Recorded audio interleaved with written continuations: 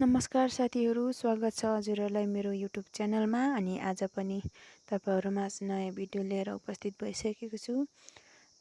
सदाभन्दा आज चाहिँ अलिक फरक भिडियो लिएर आएको छु।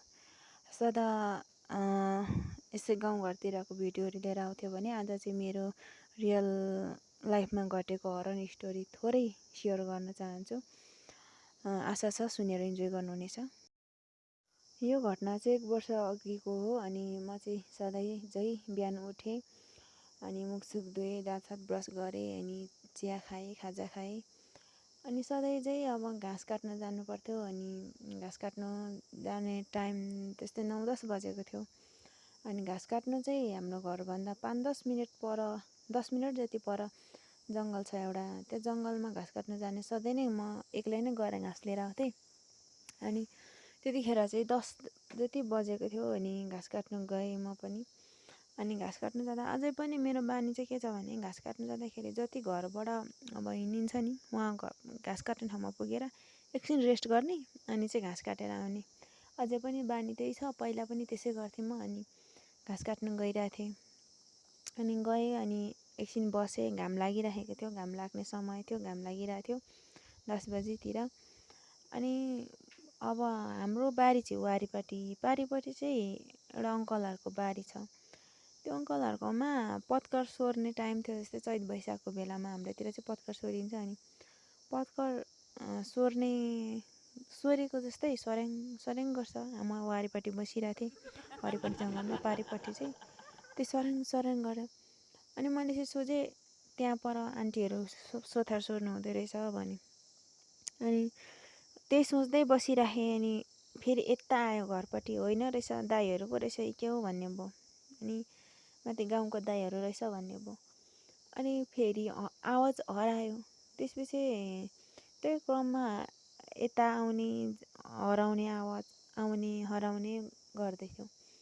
अनि मैले चाहिँ वास्तै गरिनँ, अब कोहीहरू होला त्यहाँ पत्कर सोर्न आउनेहरू होला, नत्र त्यही अङ्कल आन्टीहरू होइन, दाईहरू नै होइन भने अरू पत्कर चोर्न आयो होला, ल्याउन आयो होला, जङ्गलमा अर्काको बारीमा हल्ला नगरिरहेको होला भन्ने नै सोचिरहेको थिएँ। अनि त्यो म घाँसमा आउनुभन्दा अलिकति अगाडि चाहिँ मेरै बडाउको छोरालाई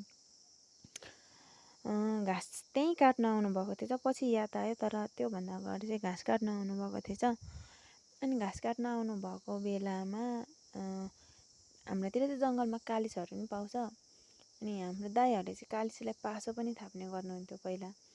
अनि सायदै दाईहरूले पासो थापेको थियो होला भन्ने भएछ दाईलाई। कालिस भेट गरेछ अरे।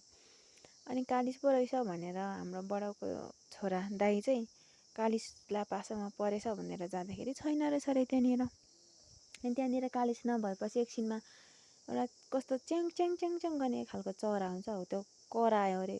अनि त्यो कराएपछि एक्कासी दाईलाई रिङ्गटा लाग्न थाल्यो, जङ्गलीले छोपेछ। अनि घाँस चाहिँ नलिँदै दाई आउनुभएको थियो। मैले चाहिँ त्यो बिर्सेछु, म त्यहीँ पुगेछु घाँस काट्नु चाहिँ। भन्नु चाहिँ हुँदैथ्यो तर यादै भएन। अनि मलाई पनि त्यसरी छल गर्छ, चाल दिन्छ पल्लोपट्टि आउँदै जाँदै गरे जस्तो। अनि मान्छेहरू होला भनेर अझैसम्म मेरो दिमागमा चाहिँ के थियो भने, त्यहाँ कोही पत्करहरू ल्याउने, सोथार सोर्ने मान्छेहरू रहेछ भन्ने नै थियो। अनि घाँसमा पनि अब चाहिँ ढिलो भयो, धेरै बसाइ भयो, अब चाहिँ घाँस काट्नुपर्छ भनेर उठेर केही एक मुठी जति मात्रै काटेको थिएँ, अलिकति भनननन गऱ्यो।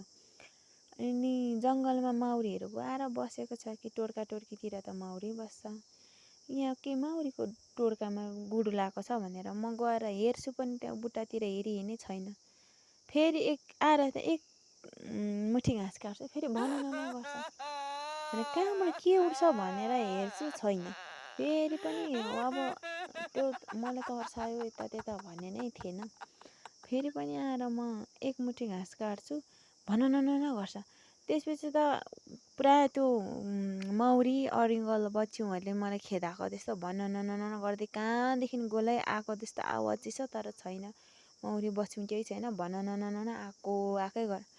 मेरो पालो सम्झेँ, लु अब मलाई तर्सायो भन्ने भयो। घाँस पनि नकाटी डोको र कचिया निकालेर गएँ घर।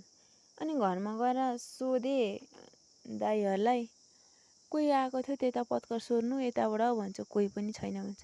अब चाहिँ मलाई तर्साएछ भन्ने थाहा भयो घरमा पुगेर चाहिँ। अनि मैले कुरा गरेँ दाइहरूसँग, यस्तो त्यस्तो भयो, मलाई त्यहाँ घाँस काट्न जाँदा भन्दाखेरि पछि थाहा हो बडाको छोरा दाइ पनि त्यहीँ घाँस काट्न जाँदा चाहिँ हो त्यसरी छल गरेको रहेछ। दिउँसै पनि मलाई हो त्यसरी तर्साएको छ। भन्छ नि घरमै बस्दा पनि बिरामी हुन्छ, के लाग्छ, टाढो जानु पर्दैन, रोग लाग्नको लागि बक्सामा थुन्दा पनि लाग्छ भन्छ नि, त्यस्तै भयो मेरो जीवनमा पनि, दिउँसो माझमा पनि तर्साएको छ भन्दै। साथीहरू, आजको भिडियो चाहिँ यति नै। मन पर्यो भने लाइक, सेयर अनि सब्सक्राइब गर्नुहोला। हजुरहरूसँग पनि यस्तो घटनाहरू छन् भने कमेन्ट गर्नुहोला। म अर्कोचोटि आउँदा लिएर आउनेछु भन्दै टेक केयर, बाई बाई।